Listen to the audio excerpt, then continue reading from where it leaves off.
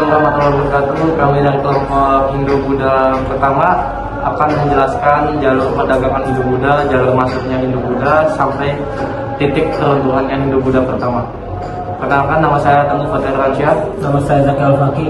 Nama saya Fadil Akbar. Saya Muhammad Dani. Penjelasan untuk Kerajaan Sriwijaya. Kerajaan Sriwijaya berdiri pada abad ke-7 hingga ke abad 15 Masehi. Kerajaan Sriwijaya merupakan suatu kerajaan maritim. Kerajaan Sriwijaya berfokus kepada perdagangan karena jalurnya strategis sebagai kerajaan yang mendapat julukan kerajaan maritim. Pada 670 Masehi, ia mendapati Sumatera sudah ramai oleh lalu lintas kapal. Dia tinggal 6 bulan di Sriwijaya untuk belajar Sabda Vidya, tata bahasa Sanskerta.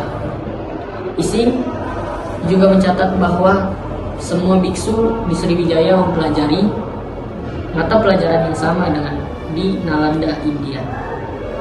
Misalnya Pancavidya yang mencakup pelajaran tata bahasa, pengobatan menggunakan ramuan rempah Nusantara, logika, seni, keterampilan, kerajinan, dan ilmu mengolah batin.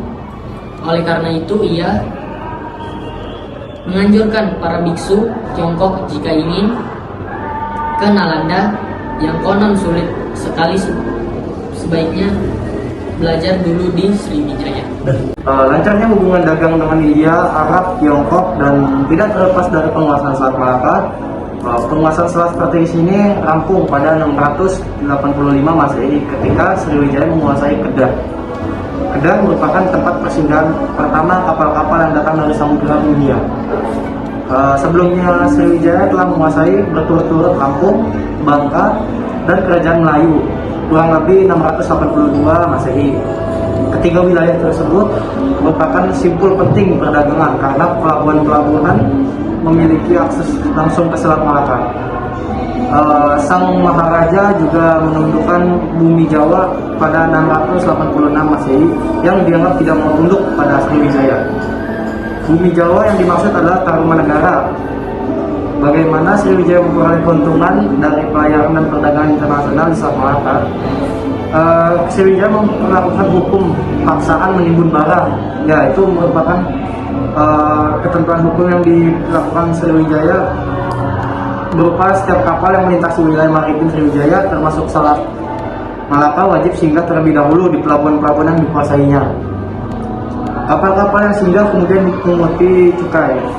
Untuk menjaga keutuhan wilayahnya dan menjaga kepentingan Sriwijaya di bidang perdagangan, Sriwijaya membangun angkatan laut yang kuat sehingga dijuluki dengan negara maritim.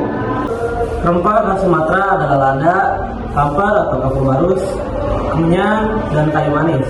Sedangkan cengkeh dan pala diperoleh dari Kepulauan Maluku. Ketiga, menjalin perdagangan dengan India, Arab, dan Tiongkok. Saudagar-saudagar dari ketiga bangsa ini hidup dari pelayaran dan perdagangan lintas lautan.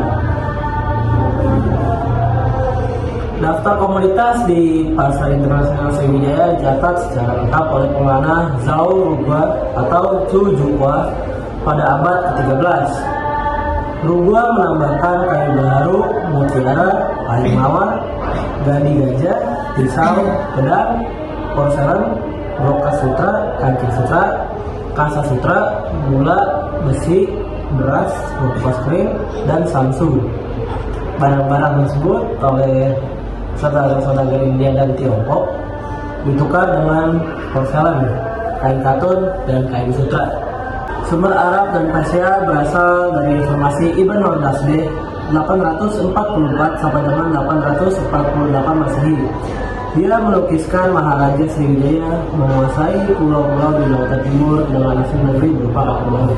Bukti-bukti sejarah pada kerajaan Sriwijaya yaitu terletak pada prasasti catatan para pendeta Tiongkok seperti I Sing 670 Masehi. Menurut arkeolog Nini Susanti, ada 3 faktor yang mendukung kerajaan Sriwijaya sebagai kerajaan maritim. Pertama, letaknya sangat strategis, yaitu berada di antara rute Samudra Hindia, Laut Cina Selatan, dan Samudra Pasifik. Itu berarti Kerajaan Sriwijaya berada di tengah-tengah jalur pelayaran antara perdagangan antara Hindia dan Tiongkok. Letak strategis ini sangat berpengaruh terhadap jalur perdagangan di Kerajaan Sriwijaya. Beberapa hasil alam yang dihasilkan Kerajaan Sriwijaya yaitu ada cengkih, pala, lada, kapulaga, pinang, kayu manis, kayu gaharu, kayu cendana, kemenyan, dan kapur barus. Sumber daya alam yang didapatkan dari hasil perut buminya yaitu berupa besi, timah, perak, dan emas. Candi Borobudur juga menunjukkan bahwa kemampuan nenek moyang bangsa Indonesia dalam penguasaan ilmu perbintangan. Hal itu ditunjukkan dengan gambar rasi Ursa Mayor dengan 7 buah bulatan menggambarkan bintang yang diapit oleh bulan sabit dan matahari. Penguasaan ilmu perbintangan memungkinkan para pelaut Nusantara menyeberangi lautan dari satu tempat ke tempat lainnya. Bukti lain jalur rempah pada era Mataram kuno adalah penemuan cengkih era 900 sampai 1100 Masehi dan lada hitam era 600 sampai 700 Masehi. Di bekas pelabuhan kuno Mantai, Sri Lanka. Mantai adalah pelabuhan dagang yang menghubungkan antara timur dan barat sejak 1000 tahun sebelum Masehi. Cengkih tersebut diyakini berasal dari Nusantara, era Kalingga hingga Mataram kuno, untuk dikirim ke India, Arab, dan juga Romawi. Berada langsung di bawah raja yang sejajar dengan Pati Makabumi.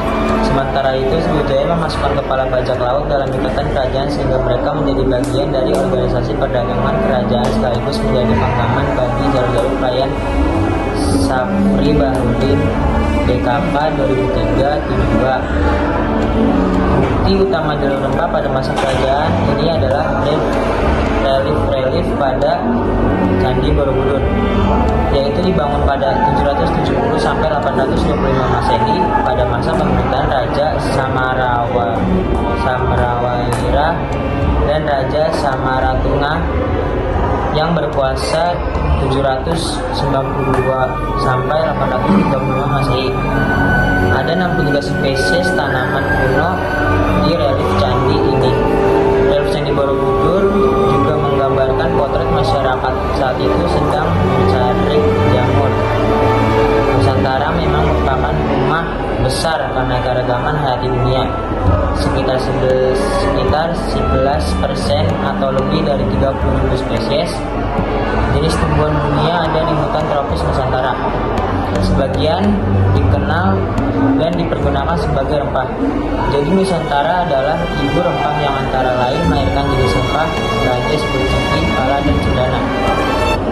Faktor penyebab runtuhnya kerajaan Hindu-Buddha adalah karena adanya persaingan dagang antar kerajaan-kerajaan lainnya.